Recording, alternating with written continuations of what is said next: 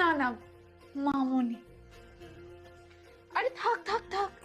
আচ্ছা তোমায় একটা কথা বলি, আমাদের অনেক বড় পরিবার, বুঝতেই পারছো, জয়েন্ট ফ্যামিলি, একটু মানিয়ে গুছিয়ে নিও কেমন? Joint family? আমার তো ছোটবেলা থেকে ইচ্ছা ছিল যে আমি জয়েন্ট ফ্যামিলিতে বিয়ে করব। ভগবান আমার সব শখ পূরণ করছে। আজকে পুজো বলে আবার উপোসও করেছে। বলছি মামুনি, কি কাজ করতে হবে তুমি আমাকে বলো না। আরে না না, কাজ কেন করতে যাবে? কাজ করার জন্য সারাটা জীবন পড়ে রয়েছে। না না, আমি তোমাকে হেল্প করে দিচ্ছি, তো আমি ফলটা বরং কেটে দিচ্ছি।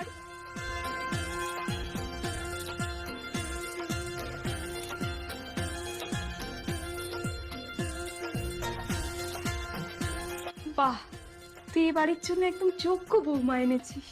বৌমা না মা, বলো দাসী।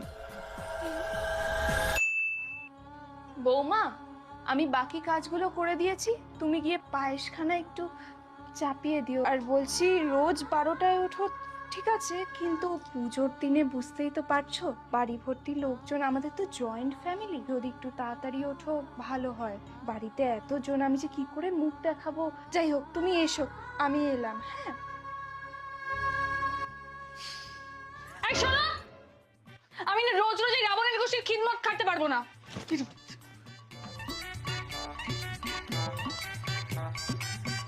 বাবা, বিয়ের আগে গীতা আর বিয়ের পরে পুরো রিটা।